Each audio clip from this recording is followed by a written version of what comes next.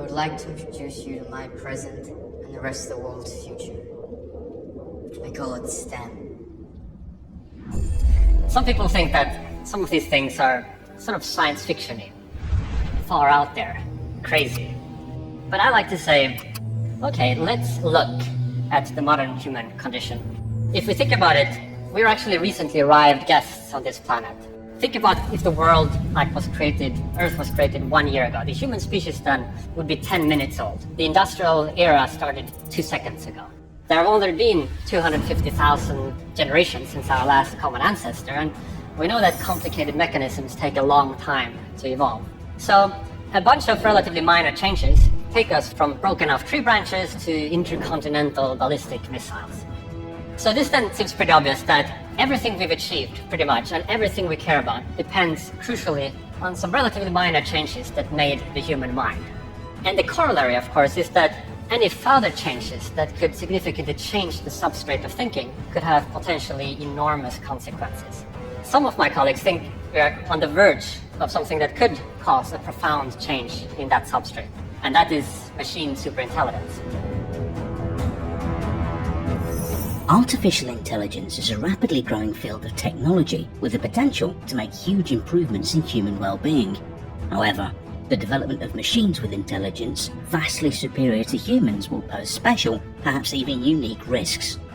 The United States have identified artificial intelligence as one of the key technologies that will ensure the United States will be able to fight and win the wars of the future.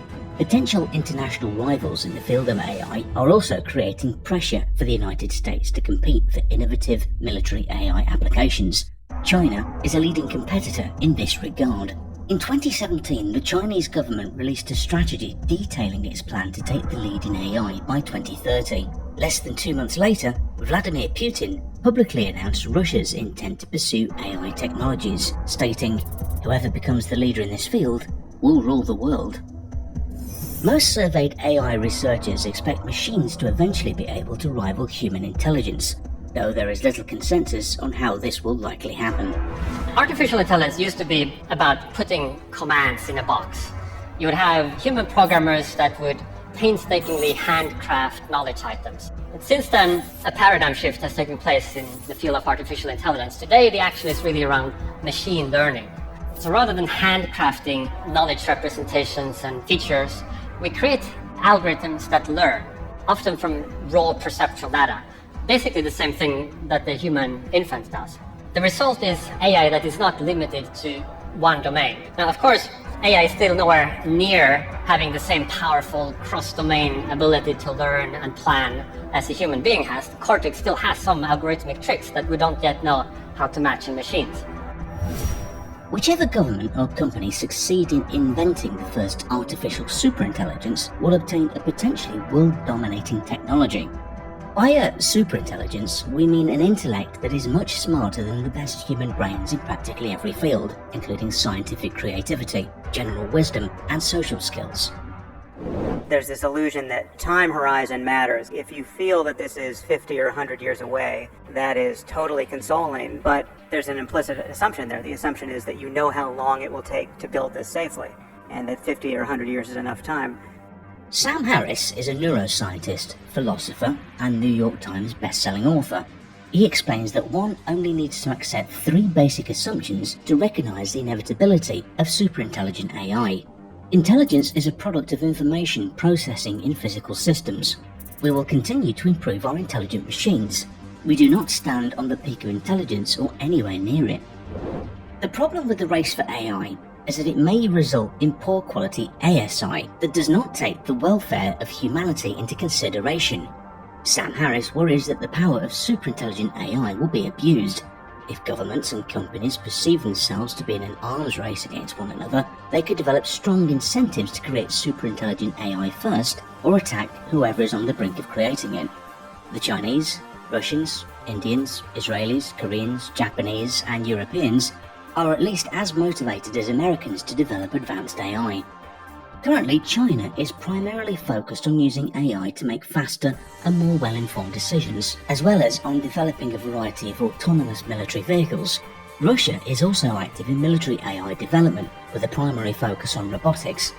An arms race for an ASI could lead to authoritarianism. It could make it easier for political groups to shut down negative speech against them. It can make it easier for businesses to assert their rights over interests of workers, consumers and the general public. Philosopher Nick Bostrom expressed concern about what values superintelligence should be designed to have. A biological neuron fires maybe at 200 hertz, 200 times a second. But even a present-day transistor operates at a gigahertz. Neurons propagate slowly in axons, 100 meters per second tops. But in computers, signals can travel at the speed of light. There are also size limitations, like a human brain has to fit inside a cranium, but a computer can be the size of a warehouse or larger. So the potential for superintelligence kind of lies dormant in matter, much like the power of the atom lied dormant throughout human history, patiently waiting there until 1945.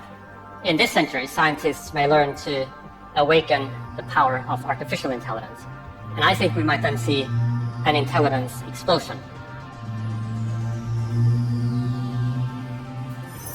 Any type of AI superintelligence could proceed rapidly to its programmed goals, with little or no distribution of power to others. It may not take its designers into account at all. The logic of its goals may not be reconcilable with human needs. The AI's power might lie in making humans its servants, rather than vice versa. If it were to succeed in this, it would rule without competition under a dictatorship of one. There is a need to transition to more democratic forms of political decision-making.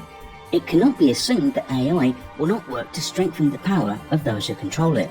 Elon Musk warned that the global race towards AI could result in a third world war. To avoid the worst mistake in history, it is necessary to understand the nature of an AI race, as well as escape the development that could lead to unfriendly artificial superintelligence. Researchers in the field who believe that ASIs will be friendly want to help creating an environment that will make it possible for the ASIs to be positive.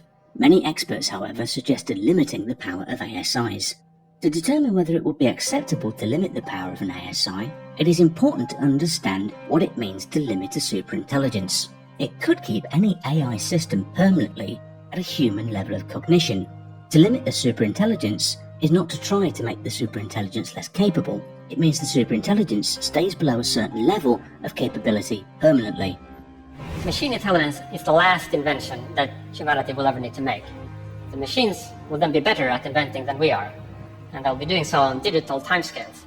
Now, a superintelligence with such technological maturity would be extremely powerful. And at least in some scenarios, it would be able to get what it wants. We would then have a future that would be shaped by the preferences of this AI. There are several technological capabilities that could form the basic elements of a workable ASI. The cognitive element to the AI would be much like our own brains. These elements would not only have the ability to learn and comprehend, but also the memory to store all of that knowledge. The ability to think could include morality, ethics, rational thought, artistic creation, scientific experimentation, and especially the ability to work with logic. Another important element is the ability of human-like emotional responses, reason, and to communicate in terms meaningful for human beings. Whoever succeeds in creating the first superintelligent entity, they need to make sure that this new type of intelligence is democratized, understands people, and is able to communicate with them in some way. Bostrom argues that we might make a mistake and give this new entity goals that lead it to annihilate humankind, assuming its enormous intellectual advantage gives it the power to do so. The way to avoid this mistake is to create an open system and help it develop. Artificial intelligence is undoubtedly the future, and the possibility to create a friendly ASI is important, as it will have a serious effect on our future. To ensure the friendly nature of artificial superintelligence, world leaders should work to ensure that this ASI is beneficial to the entire humanity. In addition, it is important to test all logical goals before development of such AI. The AI programming would have to be open to access and limited to only positive uses, such as curing diseases or producing resources. Thanks for watching.